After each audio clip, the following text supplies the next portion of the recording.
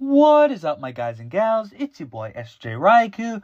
Remember in the video essay about Dio, I glazed Dio a crap ton and also teased Mariah's own video essay?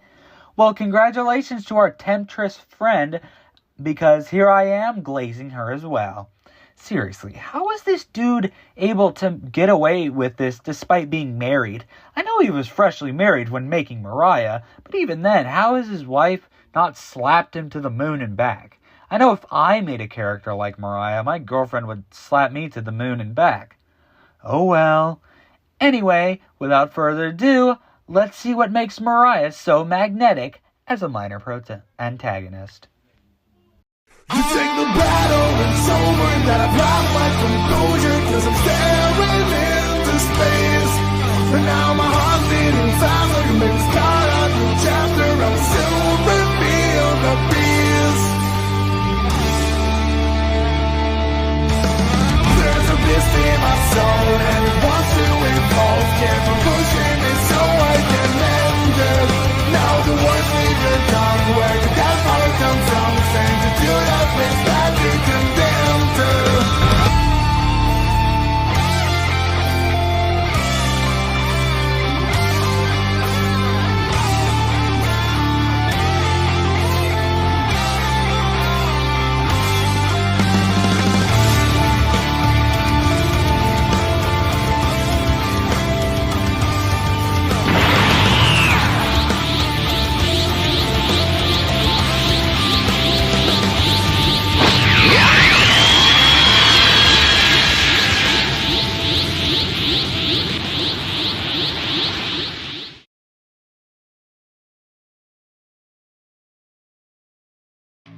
Okay, so you're probably wondering why I said the current design and not just her design in general in the subsection title.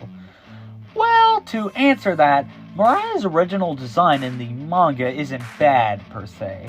It's just that the color scheme is bad. Seriously, I understand she's based on Mariah Carey, but that color scheme is just ugh. However, Araki didn't put those colors there. Shueisha did. So Shueisha is the one to blame for Mariah's rough colors. However, there is hope.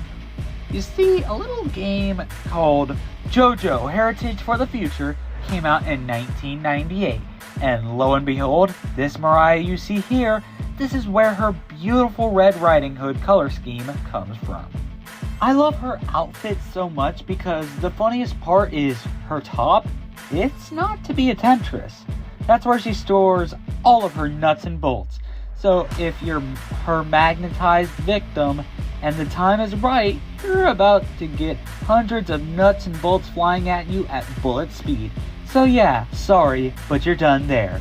In fact, the little strings around her dress used to wrap around you too if you're magnetized. The best part of her design, she's got a knife. I'm sorry, but you can never go wrong with a knife, my guy. It's a true classic. It will never go out of style. Not to mention, she knows how to throw this thing, meaning she can still hit you if you run. Now, look at her stand design. You're probably confused as to why I'm showing you a photo of a plug. I got news for you, buddy. That's her stand. Bastet is a freaking electrical outlet. So, to explain how she magnetizes you, in case you don't know, she will put a plug somewhere random. If you touch this oversized house outlet, you will get hit with a huge shock. This shock will magnetize your body, and this magnetism is so strong that anything that is remotely magnetic comes flying at you. Hammers, tin cans, bicycles, even cars aren't off limits. Now, you're probably like, well, that's dumb. Why would someone touch that electrical outlet? Brother, we live in a world where the Devious Lick and Tide Pod challenge exists. I don't think it's a question whether or not there are people who would touch that. Anyway, you would think our temptress here would be easily defeated, right? Nope! This woman nearly kills Joseph and Avdol on multiple occasions. She only lost because Joseph and Avdol are stupidly smart. Look, I'm sorry. If I were put in Joseph's situation, I would not survive. If Mariah wants me dead, she doesn't even have to magnetize me. Why? Because I'm 5'8" and weigh 148 pounds, while Mariah is freaking 5'8" too and can run longer than I can. I would be cooked. In fact, let's say she was on the hunt for me. Because 1, she's smarter than me. 2, she's a fit woman while I'm a scrawny dude. 3, she's got 3 knives on her while I only have a pocket knife. What am I going to do that she can't? By the way, the reason why I call her color scheme a Red Riding Hood and not Little Red Riding Hood is because she's 5'8". Keep in mind, I am 5'8", meaning she's stupidly tall for a woman. There's nothing little about her. So yeah, apologies for going off track since this was strictly supposed to talk about her appearance, but let's move on to the next section. I think you'll like this because this is about All-Star Battle R, a video game. Okay, so remember how I said Part 1 Dia was the most fun to play in All-Star Battle R? I want you to take a guess on who's my main, the second most fun character, and my most played character.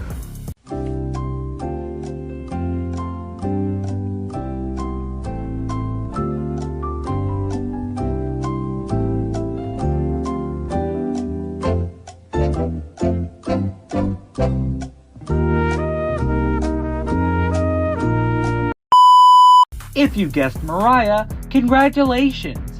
The most interesting thing is that Mariah has always had a bad rep in the JoJo games. In Heritage for the Future, she was infamous for being the worst character in the game, and even in All-Star Battle R, she's a D-tier character, meaning she's still got a bad rep. At least, you would think that this is the case. Unfortunately, I'm here to tell you that tier lists are BS, like they always have been. You see, I'm a huge anti-tier list guy, as I believe you should be able to play whoever you want without being told, that character is garbage. Just like Little Mac in Smash Ultimate, Mariah is only bad if you don't know how to play her. If you know how to play her, she could go from a D tier to a straight up S tier character. Don't believe me? Take a look at Mariah's great heat attack.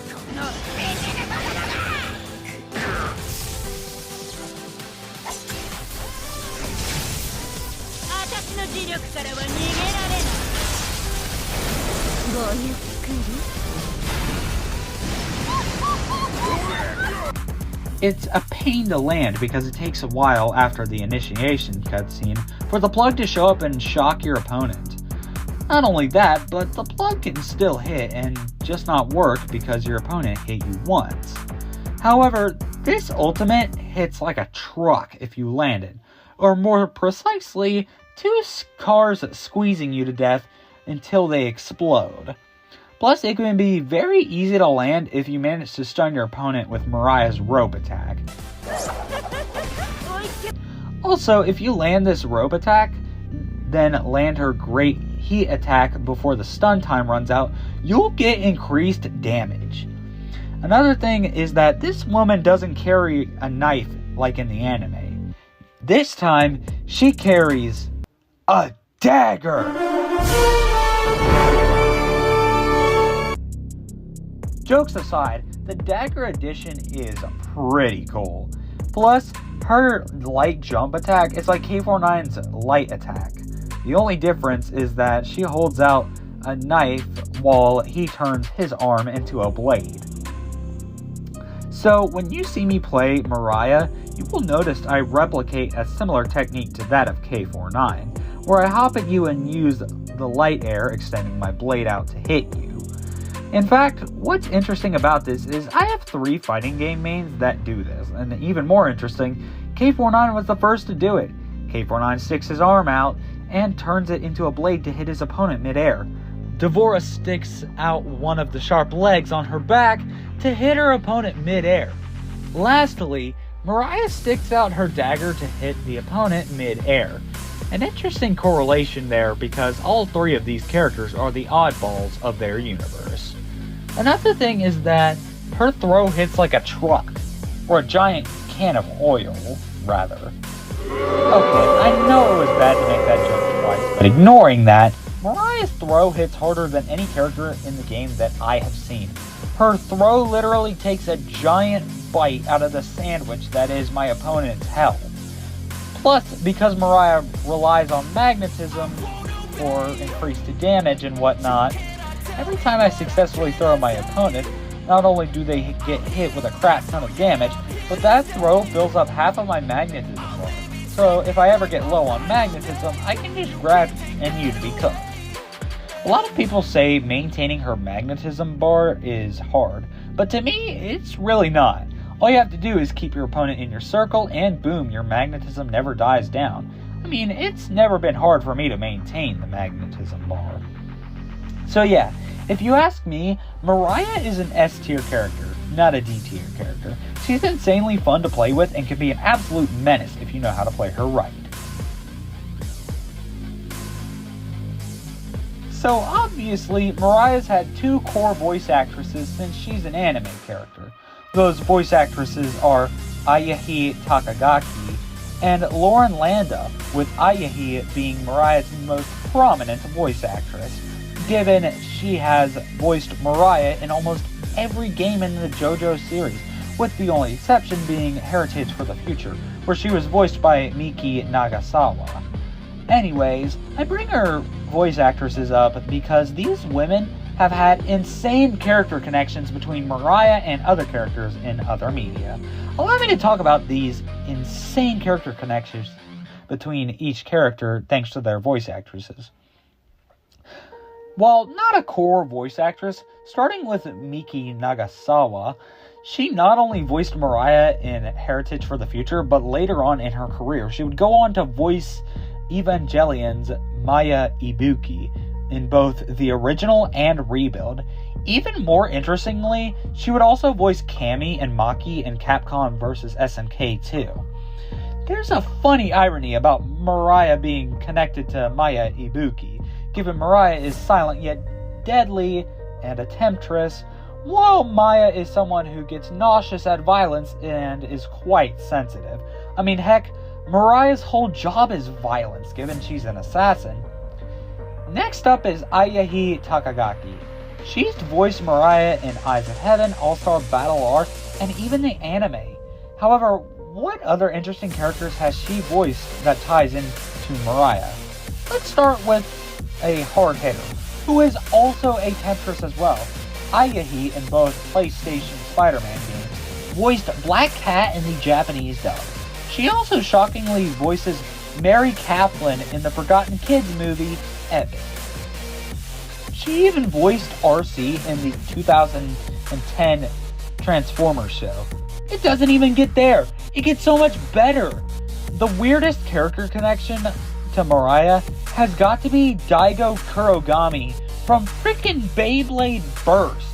I grew up watching Beyblade Burst, and finding this shook me because that would mean the voice of Mariah that I have listened to was in Beyblade 2. And don't even get me started on the fact she voices two characters in the My Little Pony Equestria Girls. Seriously, Ayahi has had hundreds of roles, and she's a very prominent voice actress in the Japanese industry. Last but most certainly not least, Lauren Landa. She voices Sailor Neptune in two of the Sailor Moon Crystal movies. She also voices freaking Annie Leonhardt in Attack on Titan. She played Erica in Pokemon! Ultimate Robin in Fire Emblem. I'm sorry, but this woman, just like Ayahi, is a jack-of-all-trades voice actress. Seriously, it's amazing how these women decided to voice such a minor antagonist. And it makes me so happy because I love Mariah and think that she's underrated. Seriously, Mariah being connected to my mom's childhood anime, Sailor Moon, my childhood animes, Beyblade and Pokemon, and everything else under the dang sun drives me insane. I was already shook that Takahito Koyasu, Dio's voice actor, voiced Hector Doyle in Baki, Toji in Jujutsu Kaisen, and Shingo in KOF, but the fact that Mariah has connections more insane than this makes me scramble and squirm. So yeah, Mariah is an amazing minor protagonist with amazing voice actresses, an amazing 2 episodes, and an amazing gameplay experience. Her current design is amazing, and I'd love to see her some more in JoJo media. Heck, I'd love for her to get her very own spin-off story. Whole Horse got one, so why can't she?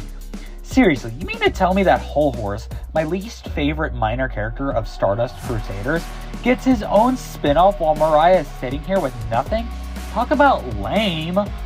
Well, no point in complaining because either way, Mariah is the best minor antagonist in all of Stardust Crusaders. That's all for now, and this is SSJ Ryaku signing off. Peace!